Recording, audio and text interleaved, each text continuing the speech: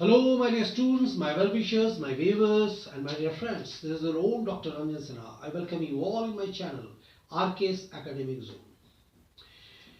My dear students of Standard 11th, आज मैं आप लोगों का आपके विषय हिंदी उसमें से एक पाठ जो है, लेसन जो है, बेजोड़ गायिका लता मंगेशकर, इसके बारे में थोड़ा सा रोशनी डालेंगे। जैसे कि आप लोगों ने हमसे कहा है कि जितना बन पड़े मुझसे मैं आप लोगों को हिंदी का भी एक सारांश बताता चलूं, तो मेरी कोशिश ये रहती है कि मैं आप लोगों को हिंदी से भी जो जो इंपॉर्टेंट चैप्टर्स मुझे दिखाई दे रहा है मैं आप लोगों को बताते जा रहा हूँ, उसके समराइज करता जा रहा हूँ। तो आज जो पाठ लेकर मैं आपके सामने आया हूँ वह है बेजोड़ गायिका लता मंगेशकर।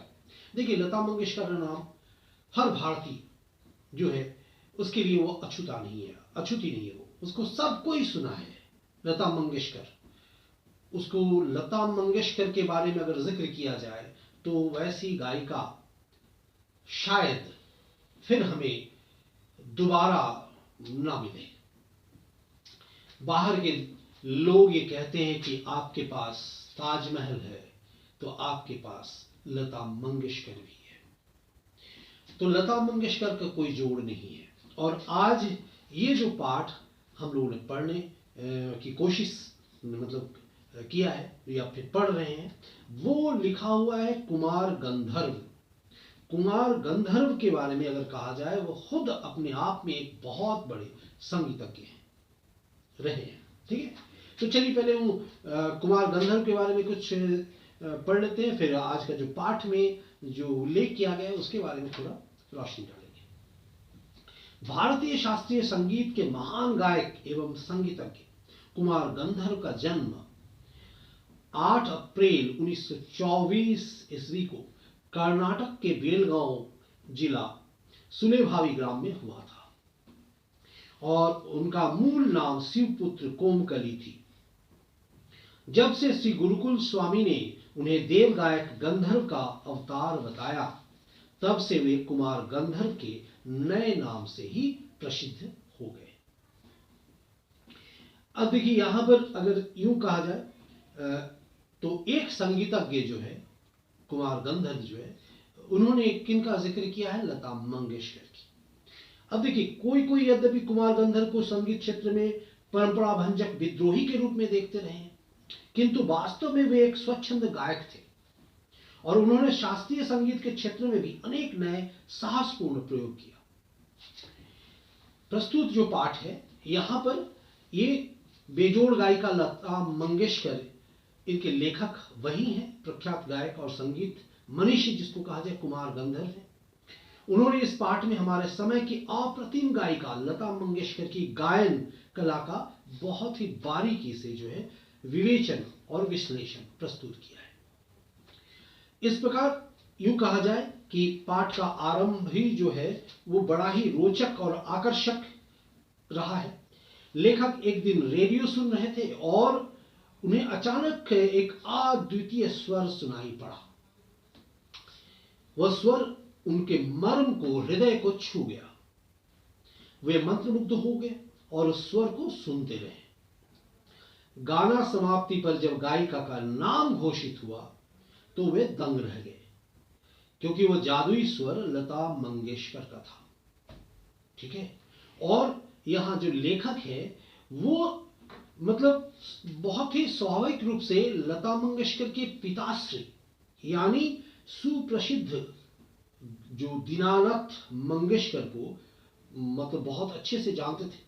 तो लता मंगेशकर का जैसे ही नाम घोषित किया गया, उन्हें तुरंत दीनानाथ मंगेशकर याद आ गया। लेखक ने आगे बताया कि वो गाना बरसात फिल्म के पहले की किसी फिल्म का था। तब से लता निरंतर गाती चली आ रही है और आज तो वे इस क्षेत्र में शीर्ष पर विराजमान है, चोटी पर विराजमान है। यद्यपि उनसे पूर्व प्रसिद्ध गायिका नूरजहां का चित्रपट संगीत में अपना विशिष्ट स्थान था, लता मंगेशकर के पहले नूरजहां का भी अपना एक स्थान रहा, पर बाद में आकर भी लता उनसे कहीं आगे निकल गई। ये कुमार गंधर्व ने लिखा है।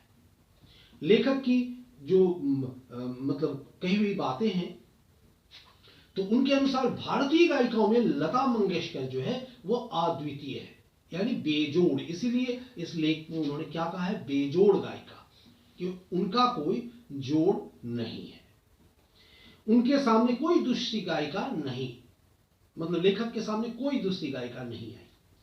अपनी इस स्थापना की पुष्टि से लेखक बड़ी बारीकी से और विस्तार पूर्वक लता मंगेशकर की गायन कला की विशिष्टताओं का भी मतलब उल्लेख किया है और संगीत क्षेत्र में उनके बहुमूल्य योगदानों को भी मूल्यांकित करने का प्रयास किया है, बताने की कोशिश किया है कि किस तरीके से युवा पीढ़ी उनके बाद भी जो गायिकाएं आई वो लता मंगेशकर को देखकर किस तरीके से प्रभावित हुई एवं उनका अनुकरण करना भी शुरू किया। लेखक के अनुसार लता मंगेशकर के कारण चित्रपट संगीत को विलक्षण लोकप्रियता प्राप्त हुई। इतना ही नहीं, लोगों का शास्त्रीय संगीत की ओर देखने का जो दृष्टिकोण रहा उसमें भी एक परिवर्तन आया, अमूल परिवर्तन आया।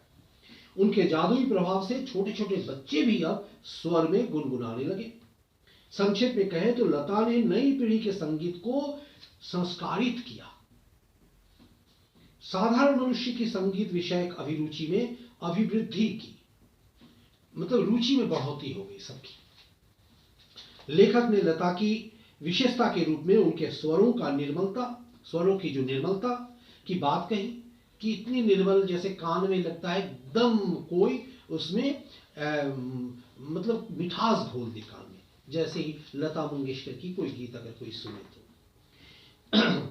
इसी क्रम में लेखक द्वारा ये बात उठाई गई कि प्राय लोग लता के गाने में करुण रस का प्रभावशाली प्रकटीकरण पाते हैं, पर सच यह है कि उन्होंने उस रस के साथ उतना न्याय नहीं किया है।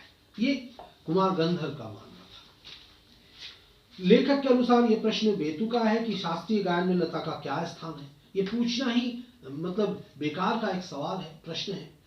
इसी क्रम में उन्होंने शास्त्रीय संगीत और चित्रपट संगीत की वैषम्य को स्पष्ट किया है। दोनों चीजों को उन्होंने स्पष्ट किया है। वे मानते हैं कि संगीत चाहे जिस प्रकार का हो, उसका महत्व रसिकों को आनंद प्रदान करने की सामर्थ्य पर निर्भर होता है। अगर श्रोता गाना को सुनकर गुनगुनाने लगे, उसे मंत्र मुग्ध होकर सुने उस गीत को, गाने को, तो वही एक गायिका के लिए पूर्ण प्राप्ति है। वे स्पष्ट मानते हैं कि चित्रपट संगीत ने लोगों की संगीत विषयक अभिरुचि में प्रभावशाली मोड़ जो है वह लाया है। वस्तुतः संगीत के क्षेत्र अत्यंत जो है, संगीत का क्षेत्र अत्यंत विस्तीर्ण है, यानी बहुत लंबा चौड़ा है, कोई शेष नहीं है, अंत नहीं है, जिसमें नित्य नई नई बातों की अन्वेषण और उद्भावना की पर्याप्त संभावनाएं है। खोज होती रहती है, हमेशा नए नए चीजें मिलती रहती है। निष्कर्ष के रूप में लेखक का यह अभिमत स्थापित हुआ है। उनका मत क्या था कि लता मंगेशकर चित्रपट संगीत के क्षेत्र में वास्तव में अनभिषिक्त साम्राज्ञी है, यानी बेजोड़ गायिका है, उनके जोड़ की और कोई गायिका नहीं है। वे अन्य गायक गायिकाओं से विलग एवं विशिष्ट लोकप्रियता के सर्वोच्च शिखर पर विराजमान हैं और रहेंगे भी। देश ही नहीं, विदेशों में भी लोग उनका गाना सुनकर विमुग्ध हो उठते हैं। इसीलिए लोग ये मानते हैं कि हमारे पास लता मंगेशकर जो है वो एक तरह से खजाना है। ठीक है, तो ये था मतलब कुमार गंधर्व की कलम से लिखी हुई रचना, जहां उन्होंने हमारी बेजोड़ गायिका लता मंगेशकर के बारे में जिक्र किया।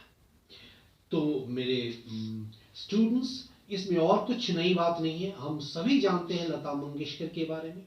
लता मंगेशकर सचमुच जो है एक ऐसी गायिका है जो इस प्रजन्म का नहीं, इस प्रजन्म का ही नहीं और आने वाली कई पीढ़ी तक शायद ऐसी गायिका फिर देखने को नहीं मिले। तो ये था इस जो लेख के सारांश। मेरे ख्याल से मैंने जो कोशिश की आप लोगों को बताने की, समझाने की, आपको समझ में आया होगा। इसको आप पढ़ेंगे अच्छे से एक बार, और बहुत इजी है, समझ में आ जाएगा। इससे जो संबंधित जो सवाल जवाब होगा, जो क्वेश्चन आंसर्स होंगे, उसको आप बनाने की कोशिश करेंगे, हार्डवर्ड को देखेंगे। ये मेरा सलाह होता है आप लोगों के लिए। ठीक है, तो बस आज के लिए इतना ही, फिर मिलते हैं दूसरे क्लास में। तब तक के लिए bye bye, take care and see you again. All the best.